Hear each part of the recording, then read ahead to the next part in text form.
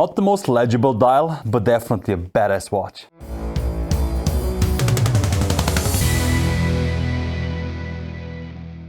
Hello, welcome to Swiss Watch and welcome to another unboxing. Today we have a very cool watch on the channel, a very stealthy looking watch, and from the title and thumbnail, you guessed it already, we're going to be talking about the Omega Seamaster Diver 300 all black, or how Omega calls it, black, in a full black ceramic case and black ceramic dial. Let's unbox this white box now.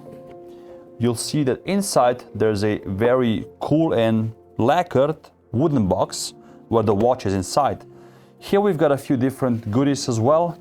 The operating instructions manual. You can see how to set the watch, how to use the bezel, and everything you need to know to not mess it up. The next thing we got here is a nice beige leather pouch with the Omega logo embossed on it, and a few different cards. We've got a pictogram card, master chronometer, certification card, and also the international warranty on which it says where this watch was bought. This watch was lent to me by my dear friend who also lent us the Lehman watch, if you can remember this, and another Rolex. Check him out on Instagram under the handle BLCKCB, and definitely you'll see some very special watches there. Let's take out the box now here and open it up so you guys can see what we got here and show you the watch inside. Voila, the all-black Seamaster Diver 300. A very stealthy watch. The legibility is arguably not the best one from the collection, but definitely it has its own character. It fits my friend perfectly because he loves collecting black watches, and I think this will appeal to many people around the world. The Omega Seamaster line was firstly introduced in 1948, but not like this. It came in a more classical style.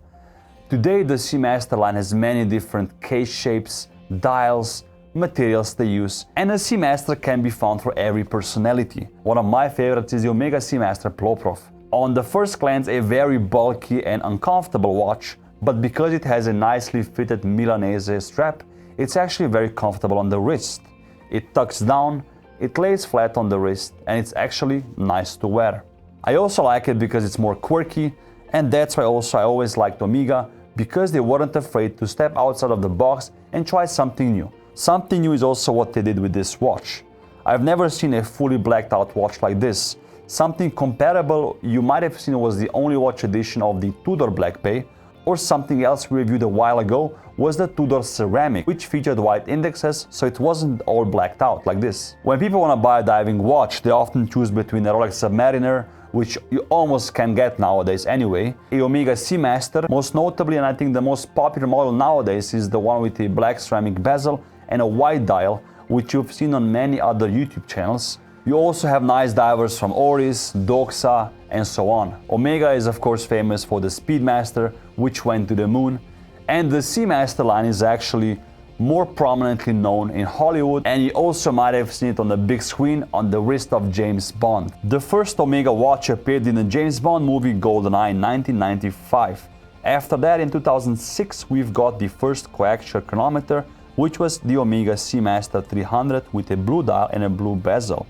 That was in the movie Casino Royale. In 2008's movie Quantum of Solace, we've got a nice Planet Ocean. They used two different watches in the Skyfall movie in 2012. In 2016's Spectre movie, we saw a very nice vintage-inspired Seamaster with a Lollipop seconds hand and an Aquaterra with a blue dial. And in the most recent movie, No Time to Die, we've got the beautiful Omega Seamaster Diver 300 meters again, but this time with a very vintage-inspired patinated look on the indexes, the hands, the bezel, and also the bracelet is super comfortable. Definitely one of my favorite Bond watches so far. Now I'm gonna take you through the whole watch, explain you what is what, and also what materials I used. Predominantly this watch is known to use black ceramic or zirconium oxide ceramic, which is also stated in the middle of the dial next to the other inscriptions, and also on the back of one of the lugs here.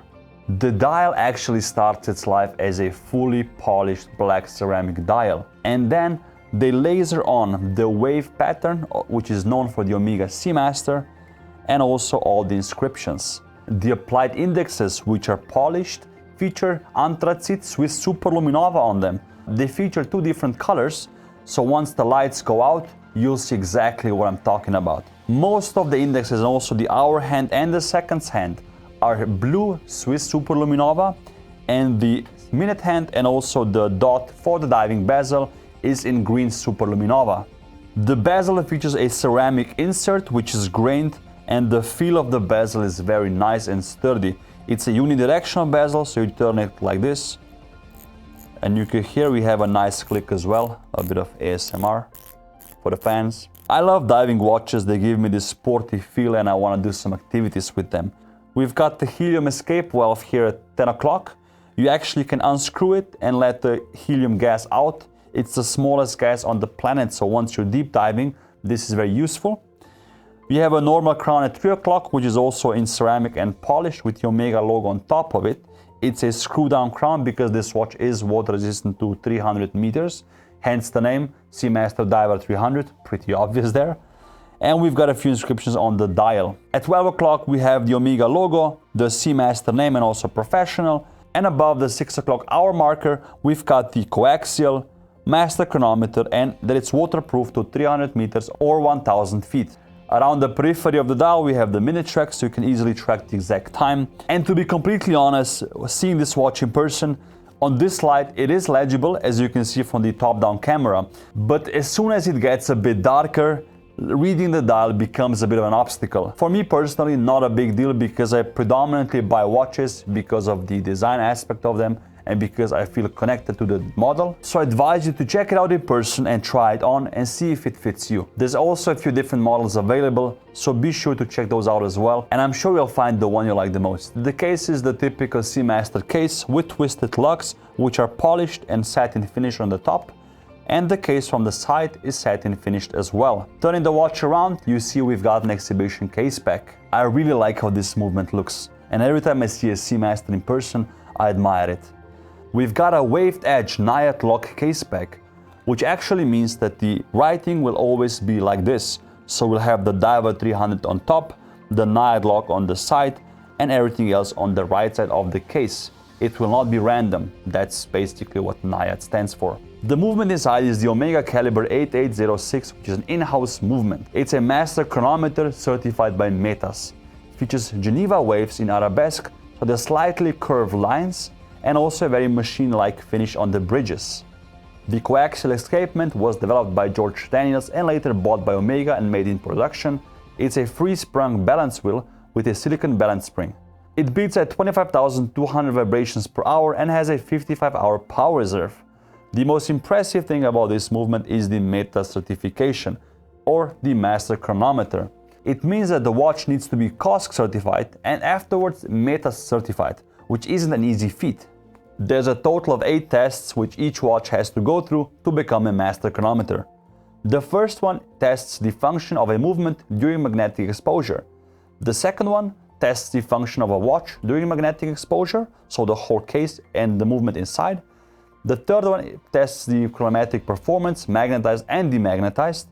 Then we got the fourth one, which is the chronometric precision. The fifth one tests the deviation of chronometric precision in 6 positions, which is basically all positions you wear the watch in daily. The sixth one tests the whole case and the watch for isochronism. The seventh one is the power reserve testing.